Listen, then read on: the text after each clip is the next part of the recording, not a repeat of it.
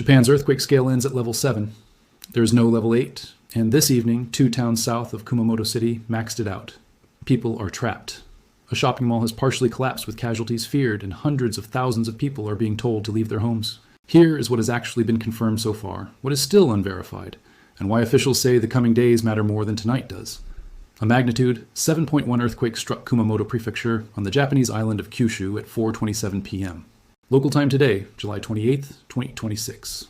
The Japan Meteorological Agency, which operates the densest seismic network on the planet and had instruments sitting almost directly above the rupture, measured the shaking at the maximum level on Japan's intensity scale in Uki City, the town of Hikawa. That scale, known as Shindo, runs from 0 to 7. And unlike earthquake magnitude, it measures what actually happens on the ground at a given location rather than the total energy released by the fault. There is no higher number to report. 2 communities just experienced the most violent instrumented shaking Japan's scale is built to describe. That single fact is worth sitting with because it is doing a lot of work in the story. Japan has only recorded a Shindo 7 a small handful of times in the modern instrumented era: Kobe in 1995, Niigata in 2004, the Tohoku megaquake in 2011, Kumamoto twice in 2016, Hokkaido in 2018, the Noto Peninsula in 2024. Today adds another, and notably, this is not the first time this exact prefecture has produced a reading at the very top of the scale. That history is not a footnote. It is the reason officials are responding the way they are tonight, and we will come back to why. The rupture occurred at a depth of roughly 10 kilometers, shallow by any standard, which means the energy released had very little distance to lose strength before it reached homes, hospitals, rail lines, and a shopping mall. This did not happen offshore. It happened directly beneath a populated corridor on Kyushu, just south of Kumamoto City. There's already a small but real discrepancy in the numbers being reported. The Japan Meteorological Agency has put the magnitude at 7.1, while the U.S. Geological Survey's early estimate came in lower at 6.8. That kind of spread between agencies in the first hours after a major quake is normal, and it will likely narrow as more seismic data is processed over the coming days. What will not change is the intensity reading. Those are direct measurements from instruments on the ground, not estimates, and they already show the worst the scale can register. The most urgent and most uncertain part of tonight's story is unfolding at a shopping mall. An Aeon Mall in Kashima Town in Kumamoto Prefecture was hit by what officials believe may have been a gas explosion after the earthquake, and a section of the building's second floor collapsed. Japanese broadcasters, including NHK, TBS, and Fuji TV, have reported that police believe a number of people have died in the collapse. Though, as of this writing, authorities have not released a confirmed death toll, and it would be irresponsible to invent one here. What has been reported with more specificity is this. Somewhere between 20 and 30 employees of the mall could not be reached in the hours after the collapse, and rescue crews have been working to determine how many of them, along with customers, remain trapped inside. TV Asahi has reported that investigators suspect the explosion may be linked to a gas leak, possibly from restaurant equipment damaged in the initial shaking, though the exact cause has not been officially confirmed. Think about the timing for a moment. 4:27 in the afternoon on a weekday is close to a natural peak for foot traffic at a Japanese shopping mall. That is part of why this single location has become the most serious individual incident of the entire event. And it is likely where the human cost of today's earthquake will ultimately be decided. Firefighters and rescue crews are expected to be working that site through the night, and every meaningful aftershock forces them to pull personnel back before they can re-enter. The damage is not confined to that one building. Japan's National Police Agency has reported at least a dozen building collapses, several of them in the city of Yatsushiro, including cases where people remained trapped inside houses. A highway bridge has reportedly buckled. Multiple fires have been reported, including in Kumamoto City itself, with people trapped in more than one location. In Hikawa, the same town that recorded the maximum intensity reading, dozens of people have been injured and taken to hospitals, including patients at a care home. Kumamoto City alone has reported dozens more hospitalized, at least one in serious condition. Put together, the confirmed injury count is already past 100, and that number is expected to keep climbing as hospitals continue reporting through the night. The scale of Japan's emergency response tells you how seriously officials are treating what could come next, not just what has already happened. Roughly 300,000 residents of Kumamoto Prefecture have been instructed to move to evacuation centers. Tens of thousands of households have lost power, and Kyushu Electric has warned residents to stay away from downed lines. Every Kyushu rail line, including the Kyushu Shinkansen, Japan's bullet train, has been suspended for safety inspections. Kumamoto Airport closed its runway, reopening only after being cleared, according to airport notices, with no guaranteed timeline at first. Japan's Prime Minister, Sanae Takaichi, activated a government task force within the hour and posted a public message urging residents near the coast to stay away from the water. while the Defense Ministry dispatched aircraft to assess the damage from the air. None of that is over caution. A bullet train traveling at nearly 300 kilometers an hour cannot safely run over track, viaducts, and tunnel portals that have not been physically inspected after intensity 7 shaking. The same logic applies to the runway closure. These are procedural responses built around the assumption that today's earthquake may not be a single, isolated event, and that assumption comes directly from this prefecture's own history. On the coastal side of the story, the danger passed relatively quickly. Within about 2 minutes of the rupture, the Japan Meteorological Agency issued a tsunami advisory for the Ariake and Yatsushiro seas, warning of waves up to roughly 1 meter. The Prime Minister publicly urged people to stay off the coastline. A 1 meter wave sounds survivable, and that instinct is misleading. Moving water at that height is enough to knock adults off their feet and drag vehicles. In the end, no significant tsunami was recorded, and the advisory was lifted within about 2 hours. That outcome is consistent with the type of earthquake this appears to be, a shallow, inland, primarily lateral rupture, rather than the kind of vertical seafloor displacement that generates large tsunami waves.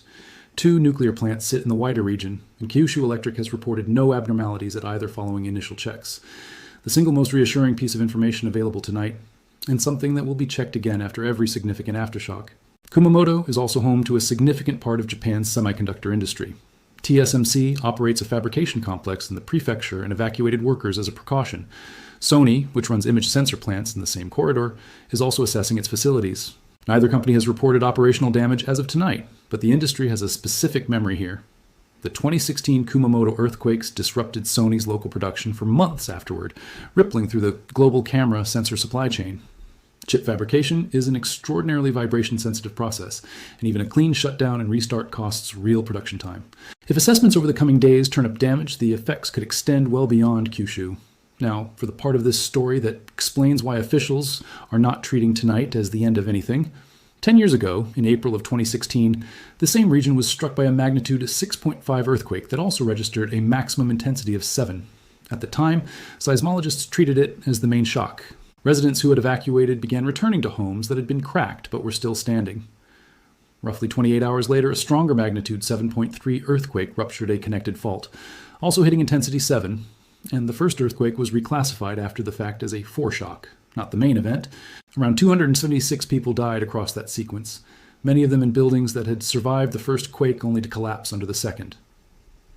Kumamoto Castle, one of Japan's most treasured historic structures, was damaged in the first earthquake and suffered far more serious damage in the second. Rescue crews were pulled off active rubble searches when the second, larger quake hit.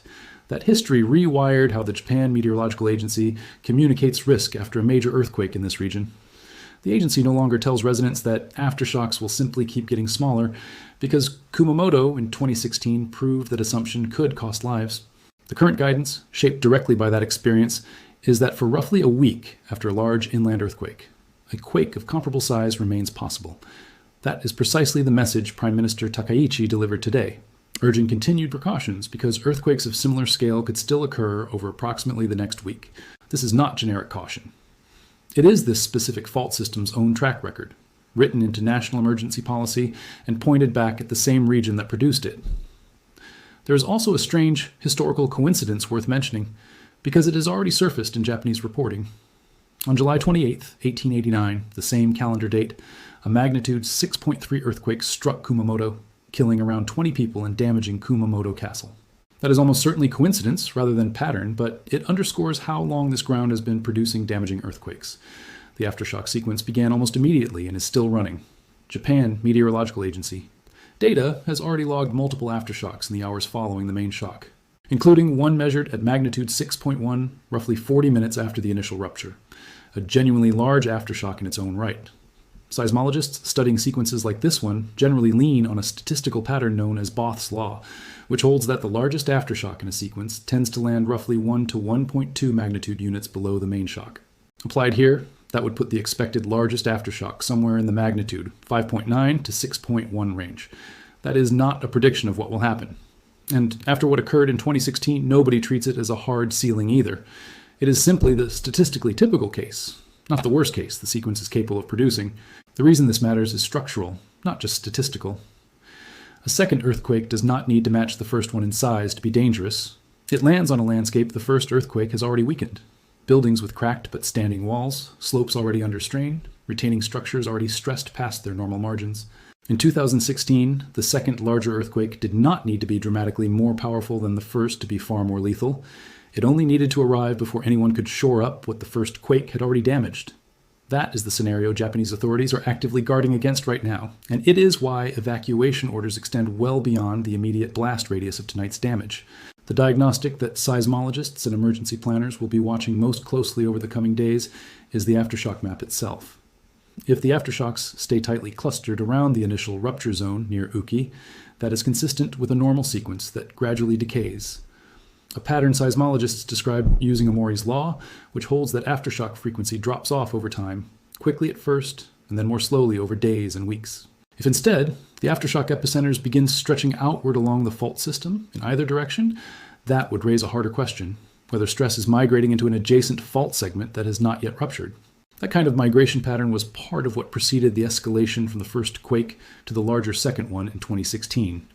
Until several more days of aftershock data come in, officials are not in a position to say with confidence that the most dangerous part of this sequence has already passed, and they are not saying that. As with any major disaster, misinformation started spreading within the first hour, and a few claims are worth addressing directly because ruling them out actually clarifies what is and isn't happening. The most significant false claim circulating is that this earthquake is connected to, or has triggered, Japan's long-feared Nankai Trough megaquake scenario. It has not. The Nankai Trough is an offshore subduction zone well to the east of tonight's epicenter, and it is the source region for Japan's largest magnitude earthquake scenarios. Tonight's rupture occurred inland, within the shallow crust of central Kyushu, on the same general fault system responsible for the 2016 sequence, a structurally distinct system from the subduction interface. Japan has a specific formal advisory mechanism for events that genuinely raise Nankai Trough concerns, and no such advisory has been issued in connection with tonight's earthquake. Its absence is itself informative. A second claim involves video circulating online showing damage to Kumamoto Castle, presented as footage from tonight. The castle was severely damaged in 2016, and its restoration is still ongoing a decade later, which makes older footage and new footage difficult to distinguish at a glance. Some castle damage from tonight's shaking is plausible given the intensity involved, but specific viral clips should be treated as unverified until confirmed by authorities, not assumed to be current. A third claim concerns nearby volcanoes, including Mount Aso, whose caldera sits close to the fault zones involved in both this event and the 2016 sequence. A tectonic earthquake on its own does not indicate that volcanic activity is changing. The actual warning signs that would matter, sustained volcanic tremor, rapid ground deformation, significant changes in gas emissions, or an official alert level change, have not been reported in connection with tonight's earthquake.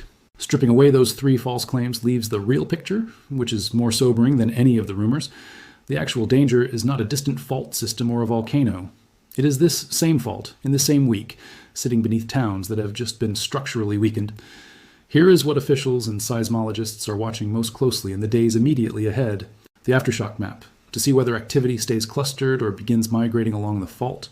The magnitude of subsequent aftershocks, since anything approaching the scale of tonight's initial quake would be the clearest possible warning sign.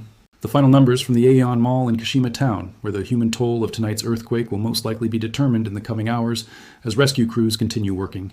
And the results of repeated nuclear plant safety checks after every significant aftershock, and where the news so far has been the one clearly positive data point in an otherwise difficult night. The official guidance to residents in the hardest hit areas is direct. Stay out of damaged buildings, keep away from slopes and retaining walls, and be prepared for shaking of similar scale for approximately the next week. Expect the figures in this story, injuries, deaths, displaced residents, damaged structures, to keep moving overnight and into tomorrow as hospitals, police, and disaster management offices continue reporting in. Magnitude estimates will likely be revised as more seismic data is reviewed, which is a normal part of the process, and not a sign anything is being concealed. If there is one lesson this exact stretch of ground has already taught the world once, it is that the label main shock can only ever be applied with certainty after the fact. Kumamoto learned that, at a cost of hundreds of lives in 2016, every emergency decision being made across the prefecture tonight is built around not repeating that same assumption twice. Whether this sequence fades on the pattern seismologists consider normal, or whether it follows the harder path this same fault took a decade ago, is something that will become clear only over the next several days. And until it does, officials in Japan are treating it as an open question, not a closed one.